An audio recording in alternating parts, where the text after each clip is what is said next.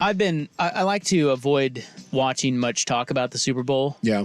Particularly last week and some early in this week, so that I can really have fun with it, like the last 3 days of the, Yeah, so it doesn't get overblown. Yeah, I haven't listened to it. And, you and I haven't talked a ton about it yet. We started some in yesterday, and one of our things was, why the hell are the Niners favored? It doesn't seem like they should be. Here is Hugh Aufill from Ilani. He joins us for Hugh Betcha, and he's an odds maker. So, talk to us. Hugh, why are the Niners favored? You got me. I mean, I had probably the game at a pick. I mean, just because the teams have been the way that they are. I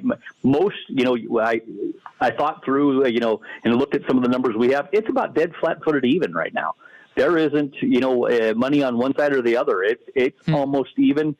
Just making a little bit, maybe you take into the I don't know, the West Coast being there that make them a 2-point favorite. Like I said, I made it about a pick 'em and then see where it goes, where the public takes it. Is it true that odds makers really don't look at recent performance? They just run the numbers, right, based on the season. Is that something that could be a factor here? Run the numbers. You can sometimes take into consideration that if somebody, the way the playoffs have gone, if a certain team has played a certain way in the playoffs or matchups that they have had previously, common opponents, you can put that into there. But typically, once it comes to the playoffs and it's go time, you're pretty much going to use your straight numbers to what you're going to come up for a spread. Yeah, so you're just talking about like season-long analytics and all that, because that's the part that throws me a little bit. Just as an analyst, I'm not obviously any kind of odds maker, but like I don't care what happens in the first 8 weeks of the season. To me, these are totally different teams. So when you are making a line, how far back do you go? I might go back 6 weeks. Yeah. But typically, once the playoffs start, that's when I'm really going to focus on it. Because if you look into some of those weeks toward the end of the year, and if they've already clinched a playoff spot, and if anything that they want to work on, if the win or the loss, look, you're going to have to beat who's ever in front of you once you know that you're going to the playoffs. So little things that you can work on. Are you playing an NFC team or an AFC? Whatever the case is, if you're playing somebody that's not going to hurt you anyway in the standings, you're going to the playoffs, get things right, because once that first playoff game starts, once the wild card starts, that's when you're going to be able to look and see how are your matchups, what are you going to be doing, how is the team going to do in terms of that.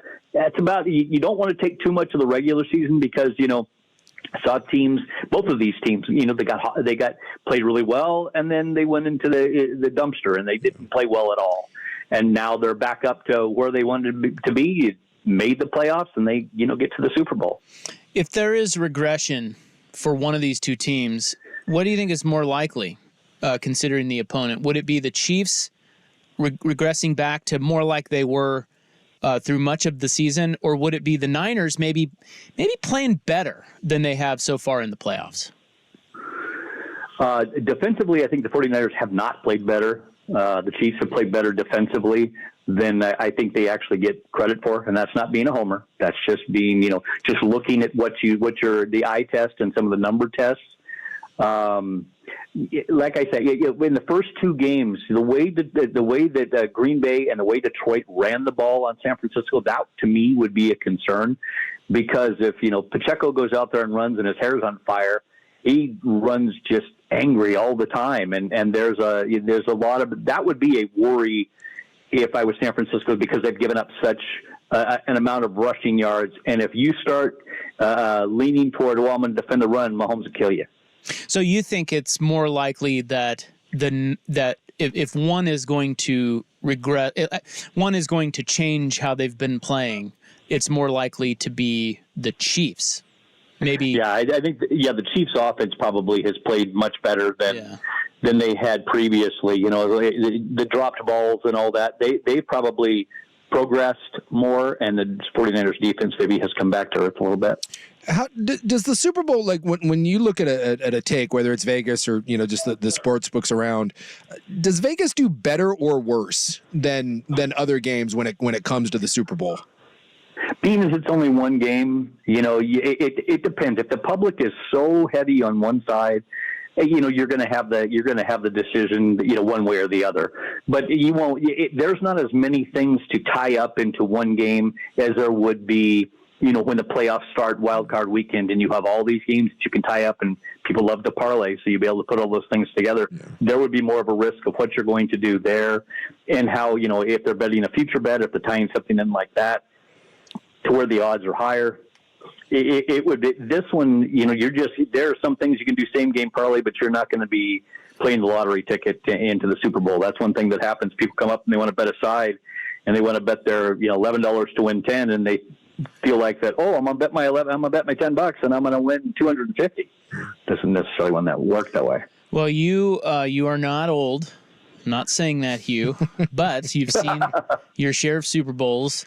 You've been in Vegas for years. Do you remember another Super Bowl matchup that was like this in terms of you said it's pretty equal on both sides. And then the second part of that question is, what is the Super Bowl that was the most lopsided in terms of public opinion that you can remember? If I can remember, about 2002 when the Rams played the Patriots, it was all Rams all the time, the greatest show on turf. That was probably the most lopsided I can remember. And the Patriots won outright. I remember it. It was 14-point spread. Yep. And the Patriots won outright. I mean, as I remember, that was probably the most lopsided, again, because the Rams had done what they had done, and that's probably the most lopsided I can remember. What about this one? You said it's pretty even, both sides? Right now, I mean, we're probably very even. I'm scary even, almost identical. Yeah. And then is there with props, obviously, you have all the side stuff, but how much action comes in props versus just, your standard over under and the winner? Much more on over under on the winner of the game. There's a few props that I actually, that I like. If I was sitting there saying, hey, yeah, what am I going to bet on a few of these props? None of the outrageous ones that are just out there just for absolute fun and again, play the lottery ticket to see how many you can hit. But you're going to get much more on the side than you are the side, the total, and the money line than you would on the props. What are a couple of props that you like? Let's see. Karlaftis over a half a sack. Okay. I think that's pretty good. Butker maybe to make a field goal in both halves. What do you got to pay for that? That's minus $1.10 right now. Okay, that's not bad. Yeah. And then what was the other one? What's it called? I had McCaffrey under 89.5 rushing yards, and like I say, it's a minus $1.09 right now. And let me go back to Butker to make a field goal in both halves is plus 205. So you're going to give me 2-1 to make a field goal in both halves. I think that's pretty tasty there. And Daddy likes Karlaftis with just a sack again over a half plus $1.20. There's some value there. You have to kind of look around for it, but I think that's value. So you don't think McCaffrey will hit 90? No, I don't. I think it's gonna. I think it will be tough. 90 yards, you figure in a Super Bowl, unless he breaks off a big run, that's tough for anybody to get. How do you sift through all those props? I mean, I don't even. I just don't even start. I just listen to guys like you. You know what? I will go through them, and there's probably, like I said, there's 3 of them here that I like, but there's so much that's just simple craziness when you're trying to sit here and pick through these props. It's like I'm not going to. I would rather try to figure out who's going to win. The side's going to win, or what do you want to play with the total, than I would to get into the minutia that everything is as a player prop or just all the ridiculous props that you have. I think it makes it fun for the general public to be down on the game itself, because during this you're going to get everybody from 21 to 105 that wants to bet this game, and that just makes it more interesting because maybe they don't have a preference for the side. The 105-year-old guy's seen some Super Bowls. Yeah, he has. Now wait, that's right, he has. What will be your most bet prop at your book, do you think? Probably Mahomes passing yards, Purdy's passing yards, touchdown scores. Because you can bet like anytime touchdown for anybody. Those, excuse me, those are going to be the ones that are people will play a lot. McCaffrey to score anytime touchdown, Samuel to score anytime touchdown. Pacheco to score anytime touchdowns, just things like that. Now, Kelsey. Okay. Oh, yeah, Kelsey. Of course, there'll be a million Kelsey bets. The MVP stuff. Now, if I come in and I say I want to bet on the coin toss, how much will you let me? Hugh, I got 20,000 burning a hole in my pocket. I want to bet it on the coin toss. Would you let me do that? 20,000 on the coin toss? Correct. Yeah, I don't know that I'll take that much. I probably would, but yeah, I mean, well, it's you. I would. Yeah. Well, so one of the things that's different, with the coin toss, you can come to coin toss winner. Who do you think's going to win the coin toss? So it doesn't have to be heads or tails. It's just who do you think's going to win it? Player to correctly call opening kickoff coin toss. I mean, there are just. What if Hugh? I want 20 grand on heads. Okay. You're taking it. Oh, he's like, all right. Really? Yeah. Well, I mean, why not? In all honesty, right? It is gambling. It is. Yeah, it's gambling. And why is that any different than trying to pick a winner? Right? For a lot of people, it's probably better to do that. It's minus $1.03 each way. So you're going to have to lay. The 20,000 that you lay is roughly going to. It'll win you almost even money, just a little less. And hey, it's heads or tails. It's going to be a quick way to see how I can burn through 20K and have a decision right away, or collect 20K before it even kicks off. There you go. That's what I'm talking about. That's right. Then you go live and you bet. Yeah, bet it all the way. Look, I do have a buddy of mine and this is his go-to. He whatever he's gonna gamble, right? Let's see if he's in Vegas or you're walking through A&A, and he'll do this. Right. If he says, look, I'm gonna gamble $1,000 tonight, he'll go play one hand or put it down on one spin of roulette. And his thing is, the more I play, better odds.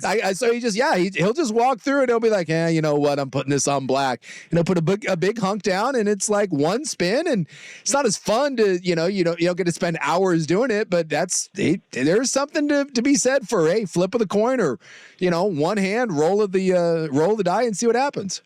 Oh, sure. You pick the coin toss, you win your 20K. Now I got mess around money. Now I can sit here and bet this game however I want to. I know that you can put $15,000 in your pocket. You got $5,000 to just do whatever the heck you want to. That would be called a quick way to just mess around with money. That's just fun money. Maybe I'll do it. Let's go. Take out that kid's college fund and let's make it happen. But that's why I like sports betting is, if I'm going to bet $1,000 or whatever, that's 2 hours, 3 hours. Yeah. I can lose $1,000 on the blackjack table in seconds. So at least in sports, stretch it out. Yeah. And have a couple free drinks while you're at it or something. Yeah. Absolutely. What side are you on, Hugh? What would you do? And I know you're a Chiefs fan, so take the Chiefs out. I will go back to what I said weeks ago and what I have said all the time. If you're going to give me Patrick Mahomes and the boys plus 2 points, got to take it. I'm going to take it. And that again, take the fandom out of it.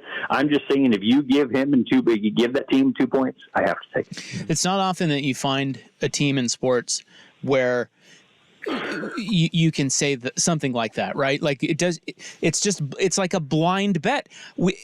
You would do it every time they're catching points, and when you lose, if you lose, you don't even mind because you're like, you know what? That was I just placed a good bet because I got a guy like Patrick Mahomes and Andy Reid plus money. It's all you could do, right? Try to be on the right side. So I just feel like, it's pretty rare you get a team like this, and that's why it's weird that they're underdogs. But I guess a lot of people and they do. And, the thing is, what is it that since Mahomes and Reid have been doing this and he's been a starter, they're 14-3 in the playoffs.